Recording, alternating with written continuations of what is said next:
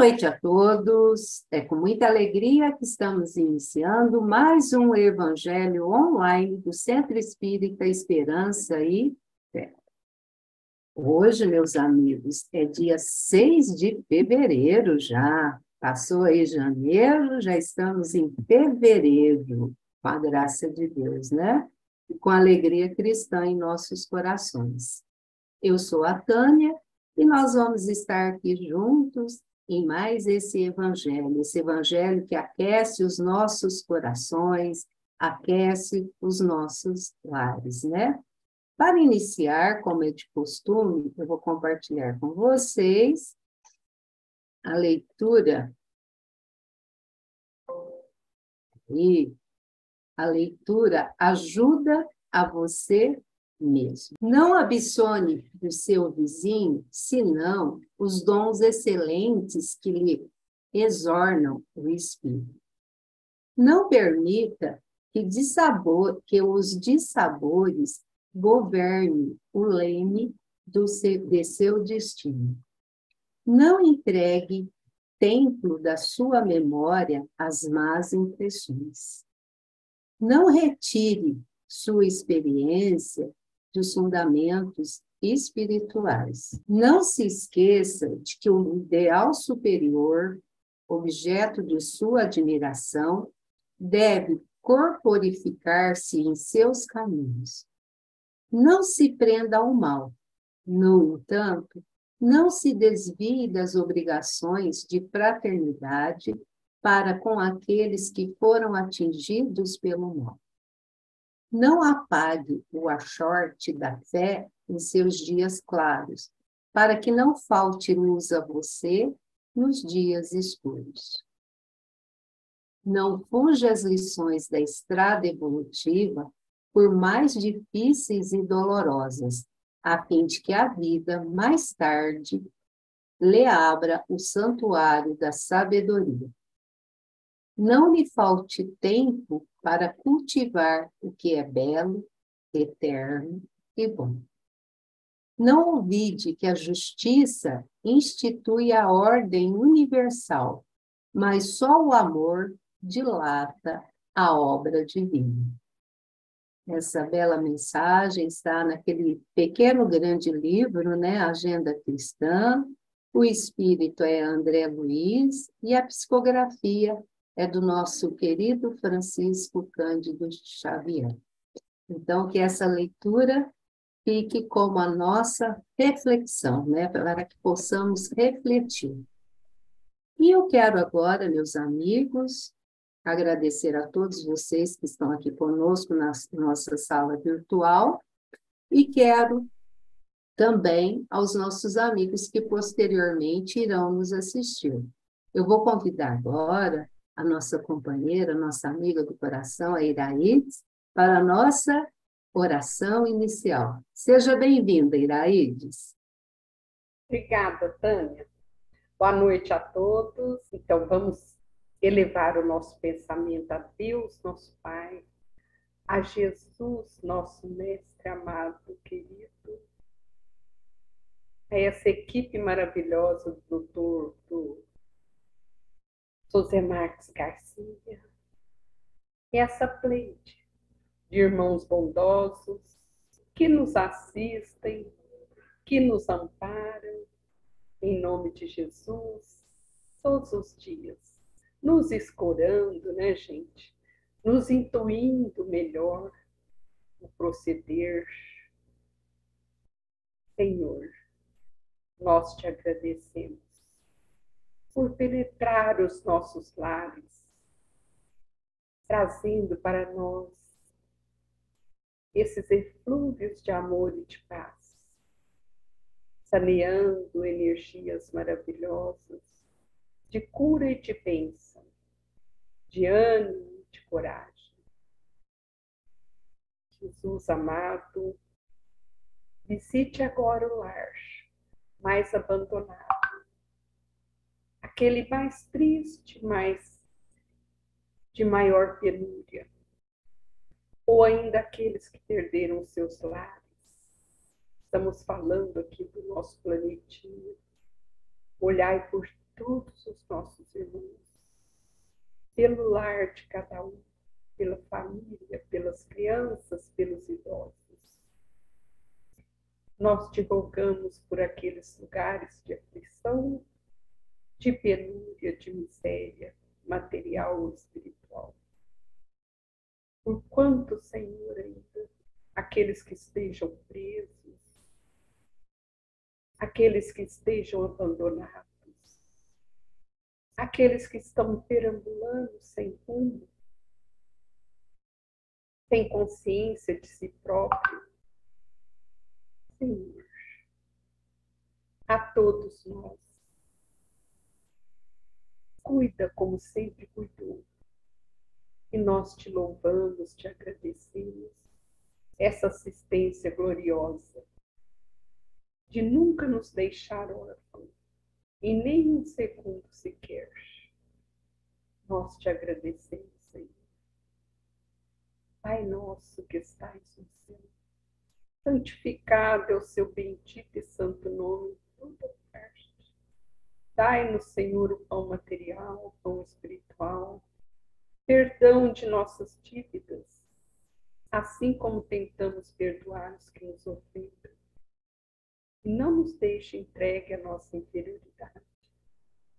Livra-nos, ó Pai, do mal que reside em nós, pois que teu é o reino, o poder e a glória para sempre. Obrigada, Deus. Obrigada, Jesus. Obrigada, Espíritos dessa casa abençoada, esperança e fé. Obrigada, meus irmãos. Assim seja, Iraídes, e nós agradecemos muito a sua participação. Meus amigos, hoje, né, é dia do nosso Estevão, né? E é com grande alegria que a nossa amiga Valdete está aqui.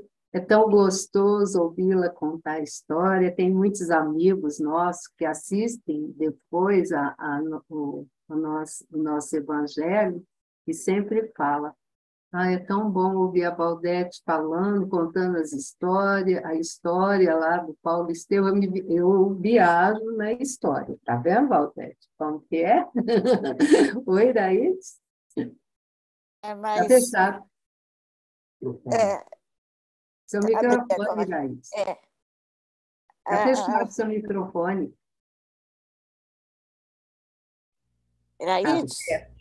Eu já li esse livro umas 3 vezes, mas na sua eloquência, nos detalhes, é o que vai ficar.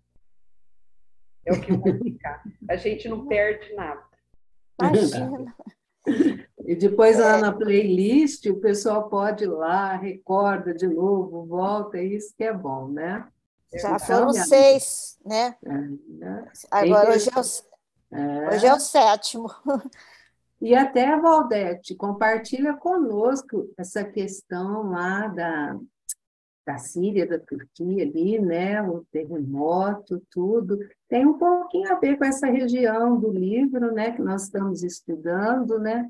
A hora que eu abrir aqui o mapa, aí eu mostro onde então que fica. Tá? Então, me liga, fica à vontade, a sala é sua.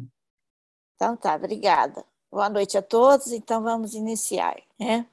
A gente viu que saindo da ilha de Chipre, ela já nem está aqui, ela está aqui embaixo. Eles foram para Atália, depois para Perge, e aqui em Perge o João Marcos cansou e não quis continuar. Aí o João Marcos voltou para Antioquia. O terremoto foi aqui, ó, nessa área.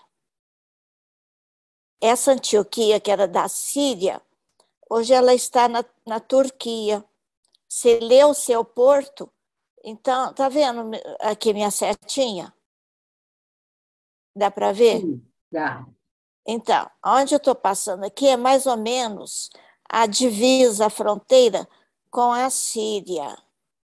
Essa região aqui é a Síria e aqui é a Turquia. Vai embora, a Turquia é muito grande. E foi nessa região que houve o terremoto e afetou, então, parte da Síria, que teve bastante problema, mortos, feridos, e aqui da Turquia também.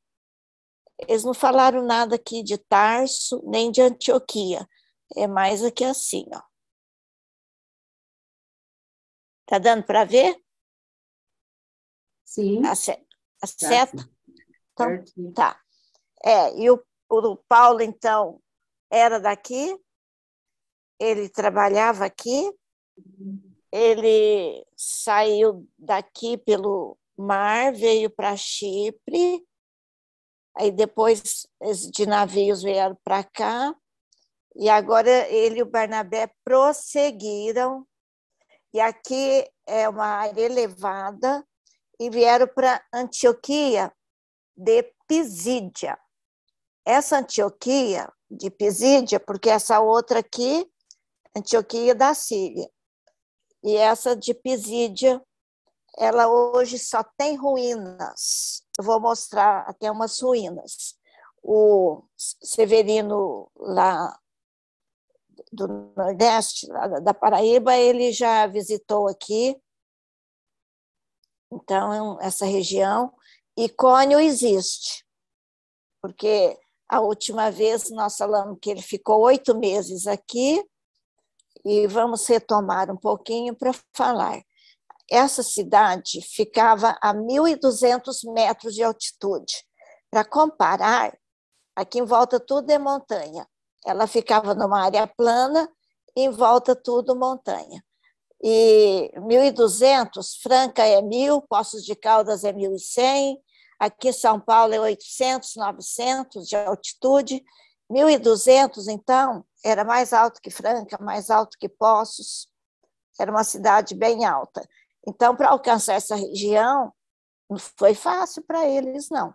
Eles passaram aqui em áreas pantanosas, depois aqui foi montanha, floresta, era muito difícil, porque eles faziam tudo a pé, e levava dias e dias, né? E ainda foram assaltados aqui nesse caminho, e roubaram do Paulo as anotações de Levi, só que ele tinha escondido na túnica aquela que foi presente do Gamaliel, que o Gamaliel tinha ganho do Simão Pedro. Então, ele deu risada, que salaram o tesouro, os ladrões acharam que era um tesouro mesmo, e deixou eles levarem, né? Bom, agora, então, vamos continuar. Aqui foi quando ainda estava o João Marcos, né? Ele ajudava a fazer as anotações, atender o povo, cozinhar, o próprio Paulo assumiu. Aqui de novo o mapa. Eles saíram daqui, passaram em Chipre, vieram para cá, na Panfilha, agora foram para Pisídia, na Antioquia, a região é Pisídia, perto da Frígia. Hoje é tudo Turquia. E daqui eles virão para Icônio, onde tem mais de 100 quilômetros. Vamos ver o que aconteceu, então, resumindo. Em Antioquia, o Paulo foi trabalhar como tapeceiro com Ibrahim, ele se ofereceu, ele ficou com dó, mas ele não tinha como pagá-lo. Ele dava alimento e o Barnabé, ele se estabeleceu como oleiro, o patrão dele era Eustáquio, e ele curou uma tia, o Paulo curou uma tia do Ibrahim, e o Barnabé curou filho do Eustáquio. E com isso eles ficaram muito agradecidos, e o Ibrahim abriu as portas da casa dele para fazer a igreja. Quando a gente fala igreja, é uma reunião de aqueles que já vão aceitando o evangelho e formam, então, ali um grupo, uma comunidade. Não quer dizer que fez uma igreja construída, um prédio próprio. às vezes era na casa das pessoas, como aconteceu aqui em Antioquia, ficou na casa do Ibrahim. Não conseguiram nenhum salão, nem nada. Lá na ilha de Chipre, o governador deu, depois que o Paulo curou, né? Então, ele deu um salão. Agora, aqui eles não tiveram. E o Paulo, depois de 3 meses, ele ficou com uma febre que durou 1 mês. Aí, ele já sofreu muita crítica dos israelitas, porque a gente vai ver que todo lugar que eles chegavam tinha pessoal lá de Israel. Então, eles migravam, eles saíam lá da Palestina e iam morar distantes. A gente viu no início da história que a própria Abigail e o Gesiel, que virou Estevão, eles eram judeus, eles eram israelitas. Onde que eles moravam? Lá na Grécia, cidade de Corinto. Então, havia em todo lugar, quase que eles iam, sinagogas. E as sinagogas, Jesus usou muitas sinagogas para ensinar, porque eles deixavam um momento para a palavra livre. Então, Paulo e Barnabé usou muito essa palavra livre nas sinagogas, e funcionava sempre nos sábados. Só que aqui em Antioquia, a sinagoga era mais simples, os judeus não eram muito ricos, e engraçado que eu li esses dias que nas ruínas de Antioquia, eles acharam ali perto de Antioquia assim, documentos escritos que dizia que tinha judeu morando em Antioquia. Então, precisou de achar esses documentos para saber que tinha judeu vivendo lá. E o Emanuel, ele conta até as atitudes que esses judeus tomaram. Olha o arquivo espiritual, como é muito mais completo, real, do que os coitados dos historiadores encarnados que vivem atrás de documento, de prova, que é muito difícil encontrar, porque depois de mais de 2000 anos, como que vai ficar comprovando e achando tudo, né? Por isso que eu digo que eu confio muito nesses livros psicografados, porque eles pegam nos arquivos espirituais, que é sem problema de lacuna, de informação, e assim a gente consegue ter a história real, verdadeira. Bom, aí, nesses 3 meses que eles já estavam lá, que o Paulo ficou doente, aí os hebreus que já criticavam, já estavam perseguindo, atrapalhando um pouco o trabalho deles, e os gentios não, aceitando, eles fazendo cura, fazendo cópias das anotações de Levi. Aí o que aconteceu? Eles começaram a criticar o Paulo, curava tantos, por que ele não se autocurava? Né? Mas o Paulo levava isso numa boa, depois que ele melhorou, ele pegou firme, até assustando aqueles que estavam achando que ele não ia melhorar nunca, e continuou ensinando. Mas só que os judeus, eles começaram a fazer um movimento muito forte e ameaçar o Ibrahim e Eustáquio, os 2 patrões, de expulsá-los dali, de destruir o trabalho deles. Aí o Barnabé e o Paulo ficaram muito preocupados, porque se fosse só por eles serem prejudicados, eles não se importavam, mas ia atrapalhar a vida desses 2 colaboradores, que estendeu a mão para eles, que ofereceu trabalho e que ajudou a implantar ali a igreja a cristã, ajudou eles a desenvolver o trabalho. Aí, então, eles resolveram sair da cidade. E o Eustáquio, então, falou que tinha um amigo lá em Icônio e mandou uma carta de representação para esse amigo, o Onesífero. Então, depois de mais de 8 meses, os dois partem carregados de lembranças, de alimentos, e vão enfrentar uma longa estrada de mais de 100 quilômetros. Não era fácil, gastaram dias. Aí, quando eles chegaram lá em Icônio, Onesíforo recebeu-os com alegria, e lá tinha judeus ricos, e tinha uma sinagoga. Então, eles hospedaram ali, logo foram atrás de serviço, já encontraram o Paulo tecelão, o Barnabé oleiro. Aí, então, na sinagoga, no sábado, eles foram e pregaram. Atraiu a atenção de muitos, mas teve já judeu que começou a ironizar, a criticar, e até que alguém que tinha recursos conseguiu para eles um salão, para eles fazerem as pregações, as curas, as cópias das anotações de Levi. E toda tarde, então, depois que eles trabalhavam, eles iam fazer as pregações. Aí começou a ficar muito concorrida aquela reunião.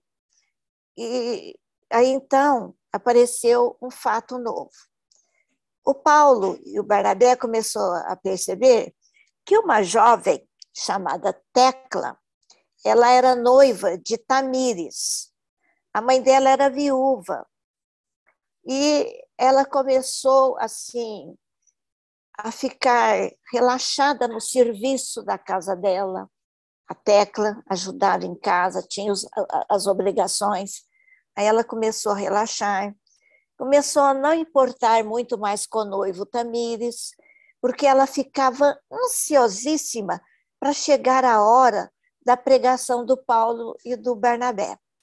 E ela começou a ficar encantada com o Paulo, muito fluente na pregação. Aí eles começaram a estranhar aquela moça ali, tão encantada, se aproximava deles, mas com um olhar assim, dava para perceber que não era um olhar assim de admiração, era além disso. Era um olhar assim amoroso mesmo, e confundindo as coisas, os sentimentos. Até que um dia ela chegou perto do Paulo e falou que ela tinha um sentimento muito grande por ele e que gostava muito dele. Então, ele começou a perceber que ela estava obsidiada, que ela estava perturbada por espíritos que queriam derrubar o trabalho deles, e usou aquela menina, que era tão jovenzinha, influenciando-a para perturbar o trabalho. Porque as trevas, quando querem atrapalhar um trabalho, elas usam ou o sexo, ou o poder, ou a ganância. Então, essas três coisas, elas podem desviar do compromisso as pessoas. E os espíritos aí inferiores começaram a jogar a tecla nesse sentido, para cima do Paulo. Aí o Paulo logo já percebeu, e ele já falou com ela nesse dia que ela abordou com mais insistência, que o amor era por Jesus, que ele interpretava os ensinamentos de Jesus, que as curas que ele fazia era Jesus que curava. E ele estava nessa explicação quando chega o noivo e a mãe, Tamires. Aí ele falou para Tamires e para a mãe que ela estava influenciada, que ela estava perturbada. Então, que era para eles terem cuidado com ela. Aí o Tamires não entendeu nada. Ele desvirtuou e começou a acusar o Paulo de desvio de menores, então começou a divulgar a notícia, Aí o Paulo começou a ser acusado de blasfemo, de feiticeiro e de má influência para jovens, despreparadas, órfãs. Aí a coisa ficou feia. Aí Onesíforo avisou para eles que eles tinham que ter cuidado, porque se a moça continuasse inclinada assim para o Paulo, ela poderia ser levada à fogueira, ela iria ser queimada. Aí o Paulo ficou, nossa, essa menina inocente, ela vai passar por tudo isso, né? E acabaram, então, antes que eles resolvessem a situação, o Paulo foi preso, ficou 5 dias preso, sofreu ali na prisão, recebeu 39 açoites, ficou com as mãos inchadas, o rosto ferido, os pés feridos, porque 39 açoites é aquele açoite que tem na ponta um ferro que risca a pele, que fere a pele, e eles batem em qualquer lugar do corpo. Então, ele saiu de lá depois de 5 dias e o Onesíforo falou que ele precisava ficar ali, refazer, ele não quis nem saber. Aí ele falou com o Barnabé e eles resolveram seguir em frente. E Onesíforo, então, disse que ele tinha uma irmã em Listra. Então, deixa eu passar. Aqui são ruínas lá da Antioquia. Veja ali, ó, os morros em volta. E hoje só tem isso lá, ó, resquícios das antigas construções. Ela era 200 anos antes de Cristo, então ela acabou se perdendo no tempo. Aí tem lugar que tem só umas pedras, aqui ainda tem um calçamento, aqui tipo de rua, mas tem quase nada, ó.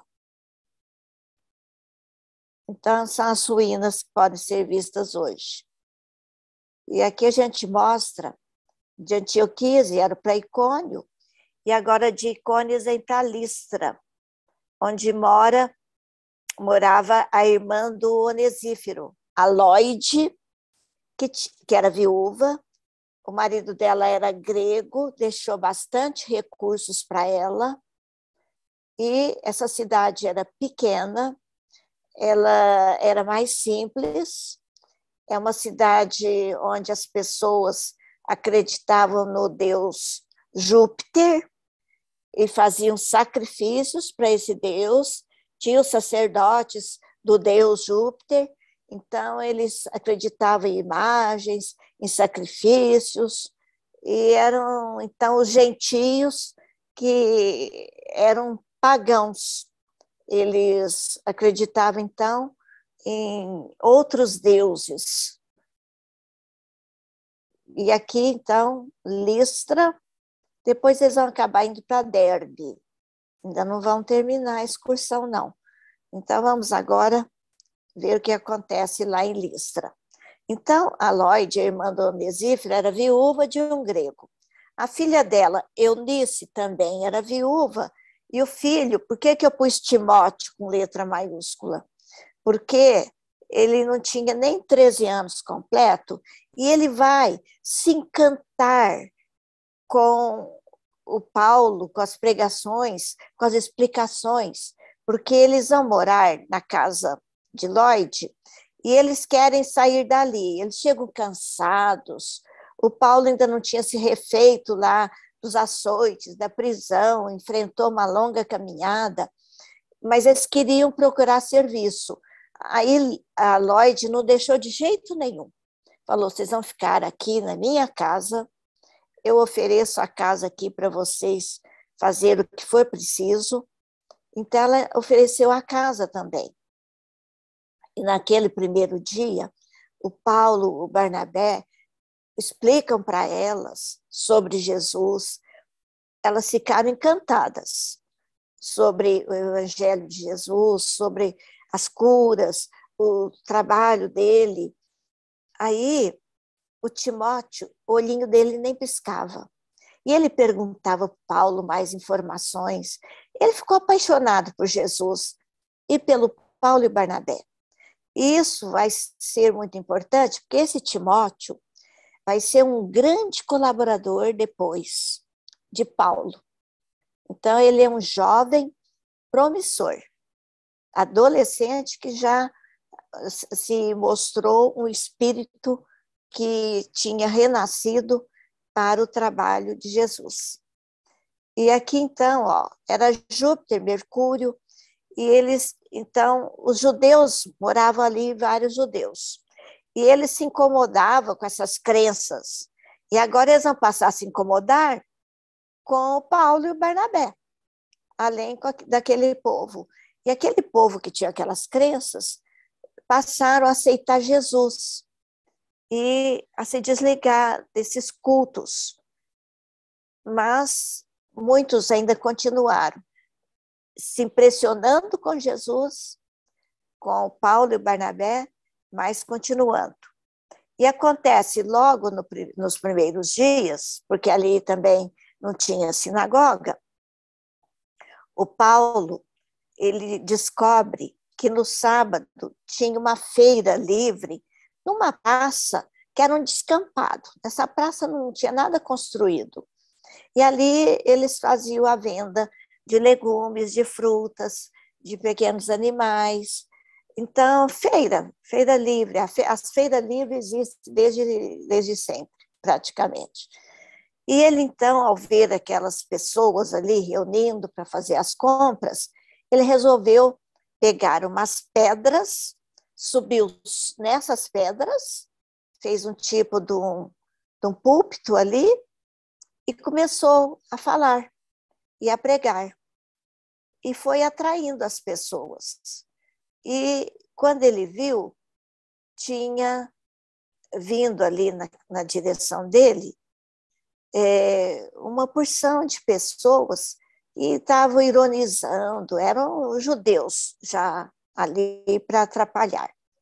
E ele percebeu que, se arrastando pelo chão, maltrapilho, tinha um pedinte que era paraplégico. E ele tinha dificuldade, então, para caminhar.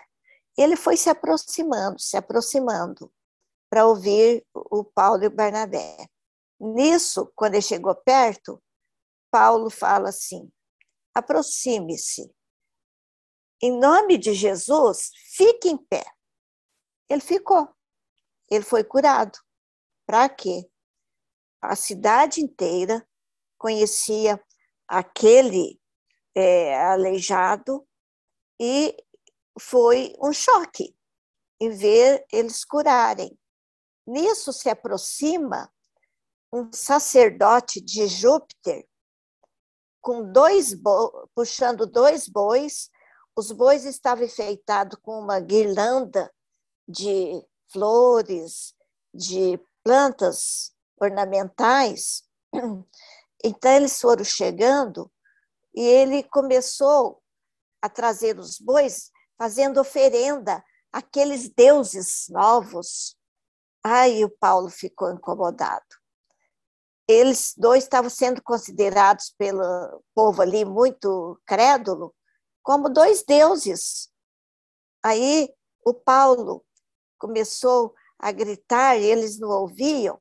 Aí ele desceu dali, foi no meio da multidão, abriu a túnica, batia no peito. Nós somos pessoas, nós não somos deuses, nós somos pessoas comuns. Aí ele puxou a cordinha que estava atrelada aos bois e liberou os bois, deixou eles ir embora. Os bois começaram a comer aquela guirlanda que estava enfeitando eles e os bois saíram, ficaram livres. E porque o pastor lá de Júpiter já queria fazer a oferenda dos bois. Então, ele liberou. E foram, então, trabalhando ali naquele templo que foi criado naquele grande salão. Na casa, aliás, eu estou confundindo lá com Icônio. Aí, em Listra, eles trabalhavam na própria casa da Lloyd. Fazia curas lá. E até que começou a haver um movimento dos que eram da crença de Júpiter e Mercúrio, aliado aos judeus. E combinaram de pegar, principalmente o Paulo, que era mais eloquente, tinha mais fervor nas pregações, então eles queriam matar os dois. E o Barnabé adoeceu, estava febril. E o Paulo, mesmo vendo aquele movimento que estava acontecendo na cidade, ele resolveu ir no sábado lá para a feira. Aí, quando ele subiu lá no lugar que ele sempre ia, ele começou a perceber pessoas estranhas, com atitudes estranhas, irônicas, mas ele começou a pregação e foi. Daí um pouquinho, aglomerou mais gente e começaram a gritar e a falar que ele era feiticeiro, e e ele foi com o Timóteo lá para a praça. Então começaram a apedrejá-lo. Pedras caíam nos pés dele, pedras caíam no peito e sangrava, caía na testa e abria ferida. Então ele lembrou, hoje vai ser meu dia. Assim como Estevão foi apedrejado, eu irei. Aí ele orou a Jesus para lhe dar força, porque ele achou que tinha chegado o dia dele e morrer como ele colaborou na morte do Estevão. Nisso, o Timóteo começou a gritar com o povo não ouvia, o Timóteo ficou desesperado. Nisso aproximou um homem zarrão, forte, braços longos e fortes, e cochichou no ouvido de Timóteo: fique calmo, eu estou aqui. Aí ele olhou, Gaio. Aí era um conhecido deles. E o Paulo tinha curado a mãe dele.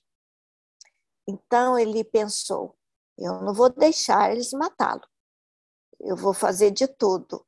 Falou para o Timóteo: fique aqui. Se depois eles levarem ele lá para o monturo era um monte de lixo fora do muro da cidade, onde era depositado o lixão da cidade. E se eles resolverem levar para lá, você vai, enquanto eu saio e vou avisar lá na sua casa da situação, você pega, dá água para ele. Aí, nisso, uma pedra mais forte abriu mais forte a cabeça e o Paulo caiu de joelhos e tombou a cabeça. Aí o povo gritou.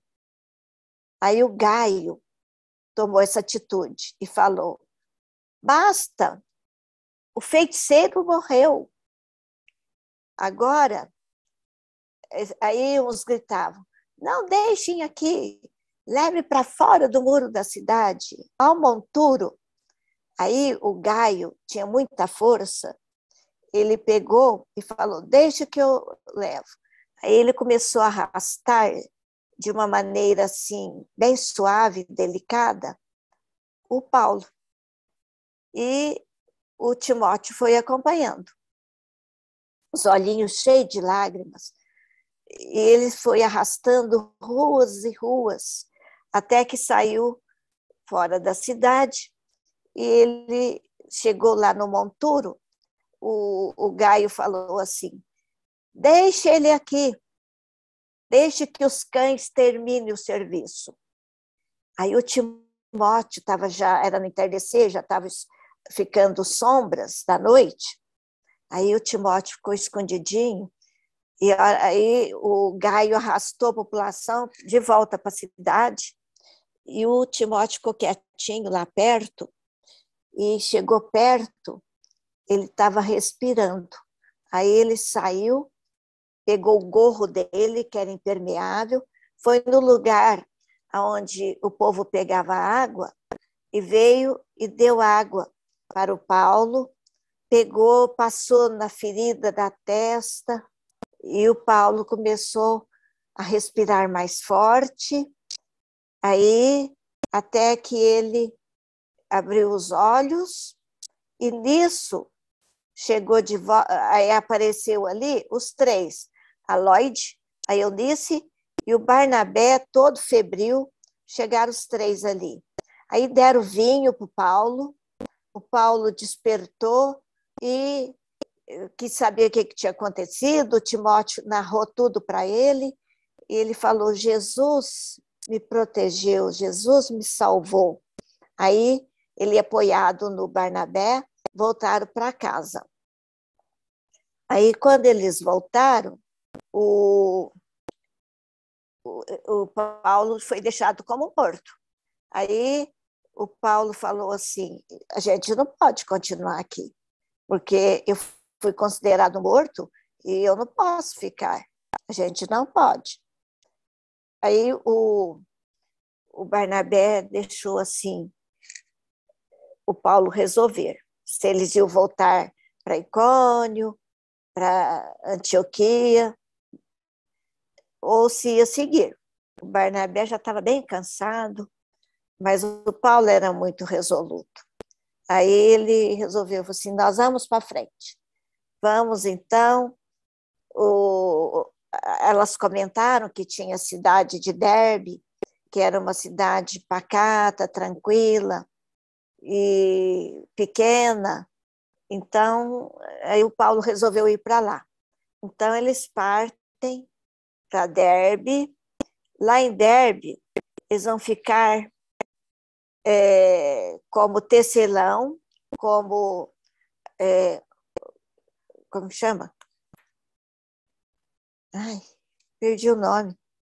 Oleiro, o Barnabé Oleiro e o Paulo Tecelão. Eles ficaram anônimos, ficaram 6 meses para recuperar a saúde total e não pregaram durante 6 meses.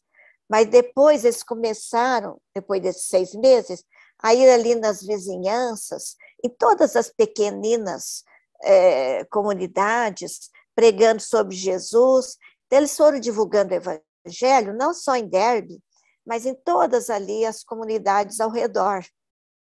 E ficaram ali mais de 1 ano. Aí eles vão voltar. Aí eles vão passando de novo em Listra, aí faz o caminho de volta por todos os lugares que eles tiveram. Aqui é um quadro que existe, que foi descoberto ali em Listra, mostrando o culto a Júpiter, Mercúrio, e como eles sacrificavam o boi. Então, eles vão fazer o caminho de volta. Então, eles vêm de Derbe para Listra, rever ali a comunidade que eles deixaram. O Timóteo já estava assumindo ali trabalhos. Vão para Icônio, para Antioquia, e voltam, passam em Perge, vêm para Atália e voltam para Antioquia. Deixa eu ver quanto tempo eu tenho. Quando chega em Antioquia, eles ficaram, então, mais de 4 anos nessa viagem, quase 5. Aí eles voltam e vê que a igreja de Antioquia não está como eles deixaram. Está havendo, assim, intrigas, discórdias. Os judeus que frequentam ali estavam exigindo que eles fizessem a circuncisão nos gentios. Então, os gentios ficavam descontentes com isso. Então, estava havendo posições contrárias, misturando o Antigo Testamento, as Escrituras, com o Evangelho. Mesmo os trabalhadores estavam divididos, uns dedicando-se extremamente ao Evangelho de Jesus e os outros mesclando com o judaísmo. E até aquelas comunicações de voz direta desapareceram. Aquela simplicidade da igreja aí de Antioquia, que Paulo tanto gostava, que o Barnabé conseguiu implantar ali, desapareceu. Aí eles contaram sobre a viagem, ficaram felizes e contentes de ouvir, mas estava pesando esse problema aí, semelhante ao que acontecia na igreja de Jerusalém. E Paulo tentou amenizar, expondo o evangelho, mas não conseguia. Ele não conseguiu sanar ali.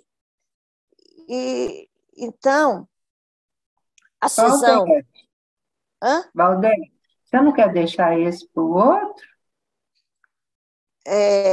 Essas lutas aí? Porque aí ele é grande também, né? Termina um pouquinho mais cedo, né? E a gente, no mês que vem, a gente começa no capítulo 5 da segunda parte. Isso. Né? E aqui vai ter um aspecto interessante que ocorreu lá no início, então, do cristianismo primitivo. E nós vamos ver o papel que Simão Pedro vai desempenhar.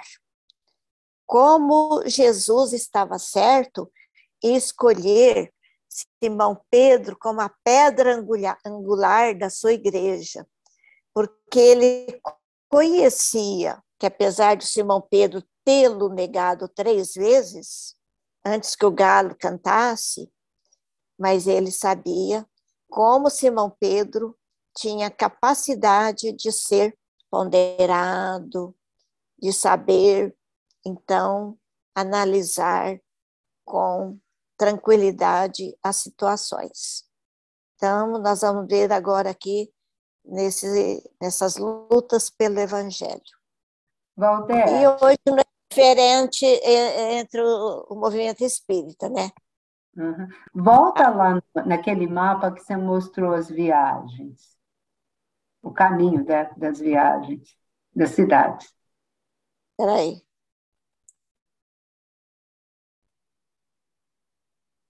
Aqui? Que você falou que durou 4 anos, né? Só para a gente pegar, associar, viagens não era nem com carro e nem com avião, né? Aqui pegava aqueles, ao sair de Antioquia, primeiro eles iam a pé até nesse porto de Seleucia, acompanhando o vale do rio Oronte, que tem um rio aqui.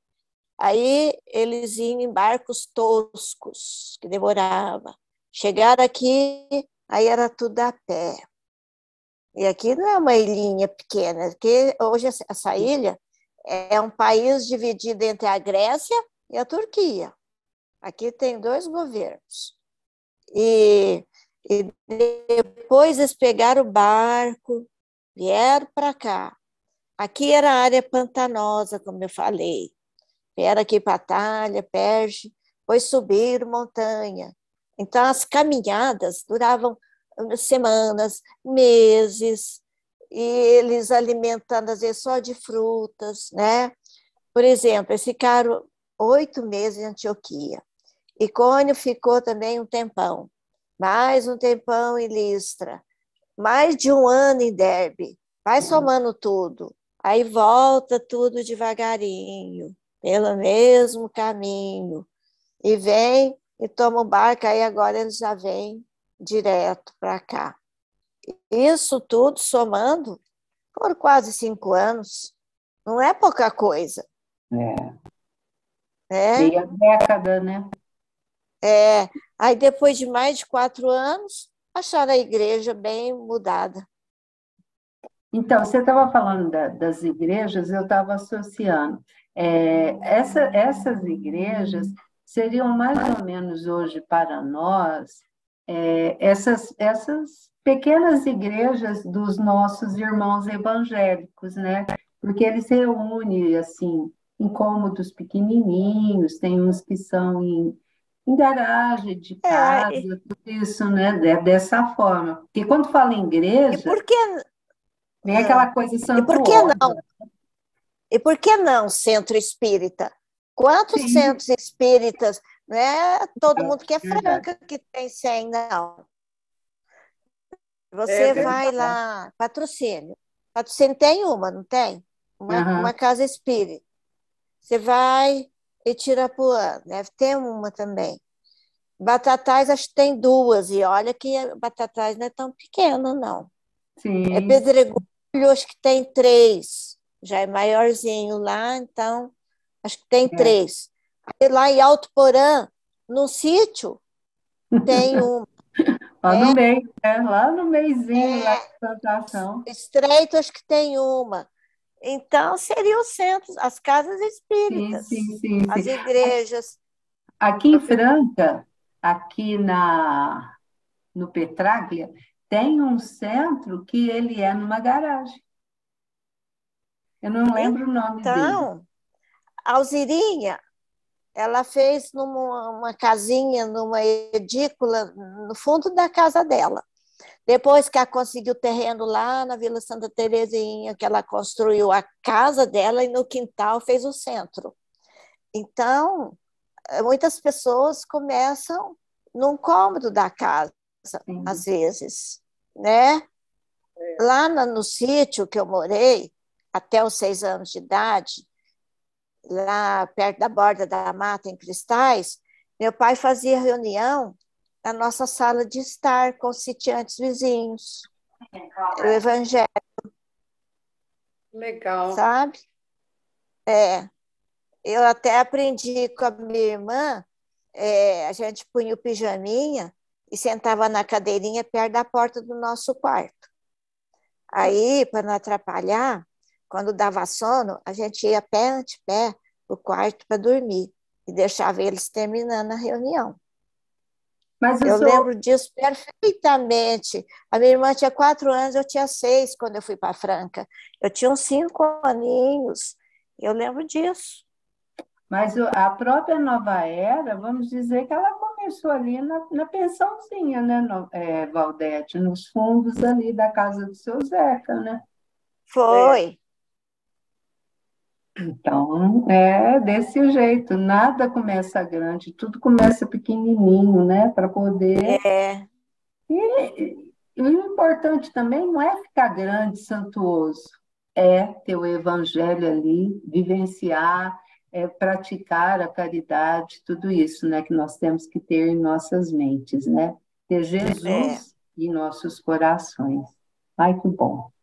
Ai, é. ai. Se a gente ficar aqui, a gente vai conversando a noite inteira, meus amigos. É muito bom. Eu gosto muito dessa parte histórica, assim, que a gente vai situando a nossa questão hoje, né? Porque a gente pensa que o hoje está tão diferente do ontem, mudou algumas coisas, mas muitas coisas, essas perseguições, essas brigas, os poderes, igual a Valdete comentou ali, né? As três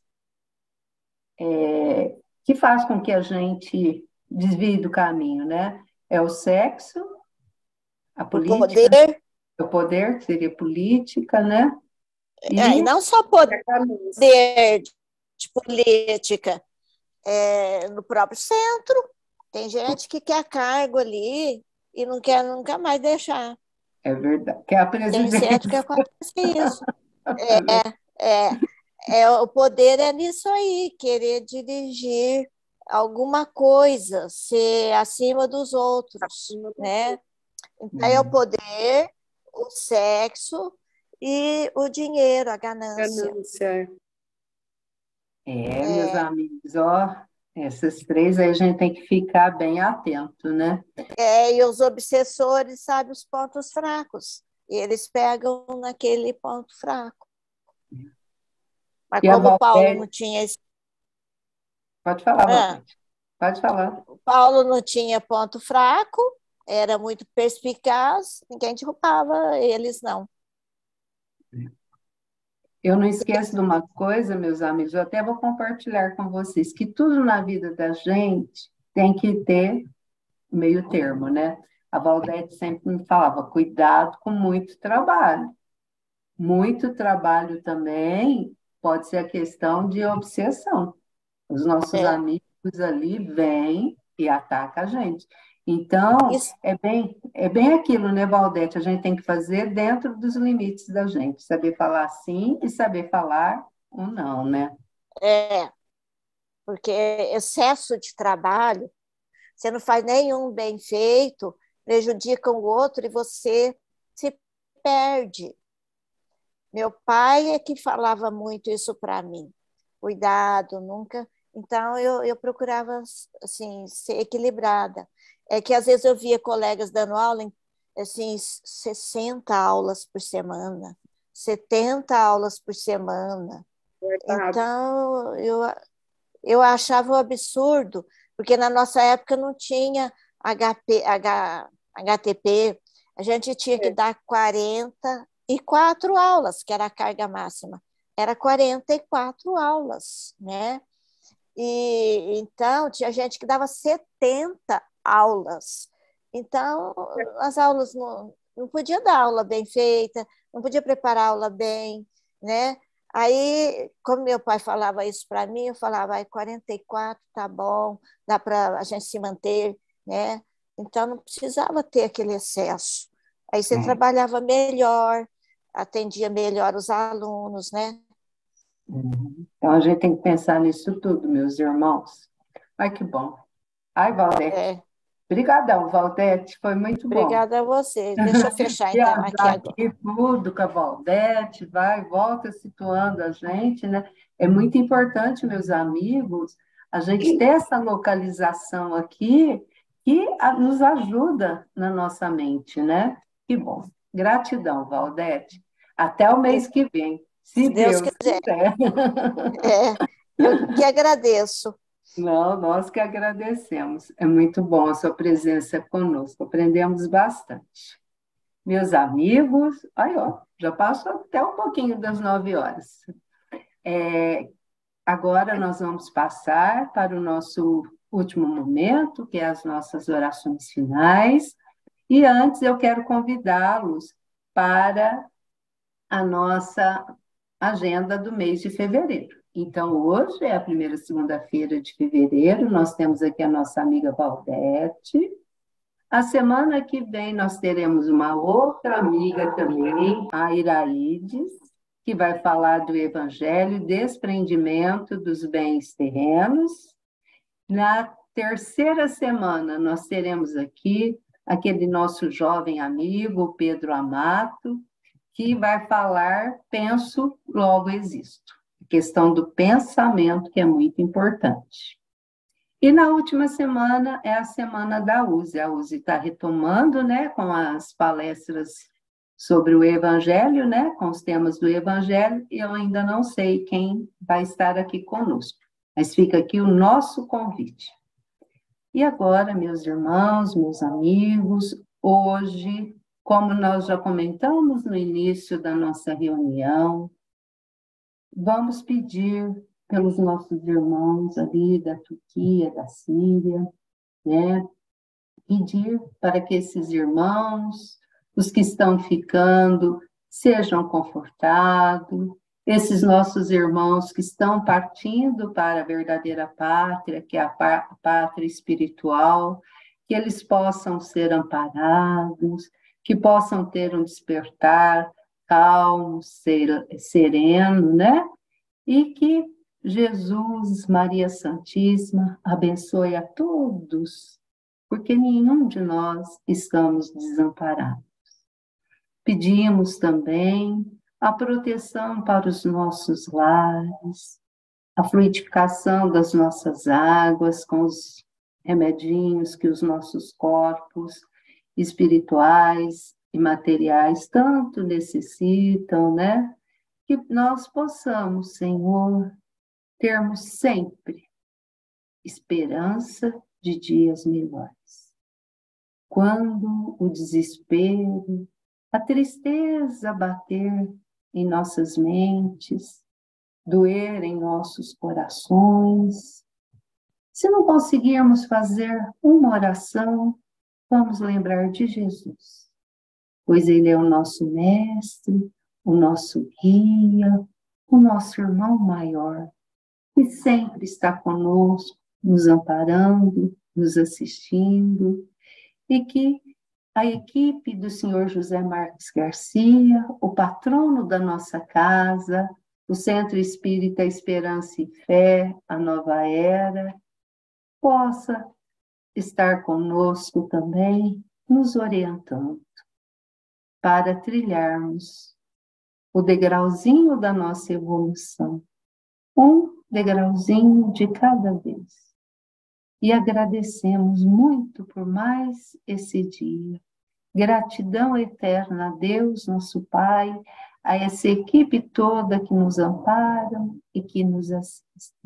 Que o lar de cada um dos nossos irmãos que estão aqui, que futuramente também nos assistirão, possam ser abençoados. Seu Adalto? Senhor Deus, Criador do céu e da terra, poderoso é o vosso nome, grande é a vossa misericórdia.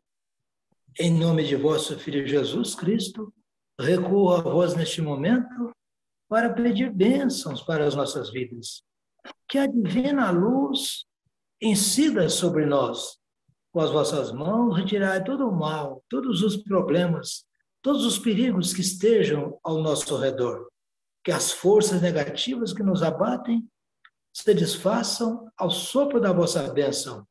O vosso poder destrua todas as barreiras que impedem o nosso progresso. E do céu, as vossas virtudes penetrem em nosso ser, dando paz, saúde e prosperidade. Abra, Senhor, o nosso caminho, que os nossos passos sejam dirigidos por vós, para que não tropecemos na caminhada da vida. Nosso viver, nosso lar, nossa saúde e nossas amizades sejam sempre por vós abençoadas. Entregamos em vossas mãos poderosas o nosso corpo, o nosso espírito, o nosso destino e principalmente o nosso trabalho, na certeza de que Deus está sempre do nosso lado, nos protegendo, nos amparando em todos os segmentos de nossas vidas.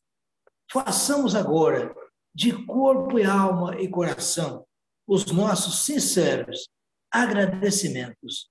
Mais uma vez, muitíssimo obrigado, Senhor. Que a paz do nosso Mestre Jesus esteja sempre em nossos corações. Assim seja. Muito obrigada, meus amigos, obrigada, seu Adalto, e até a próxima semana, se Deus quiser. Um beijo no coração de todos e fiquem com Jesus. Até a próxima. Obrigada, Paulette. Obrigada, Até a próxima. Obrigada a vocês.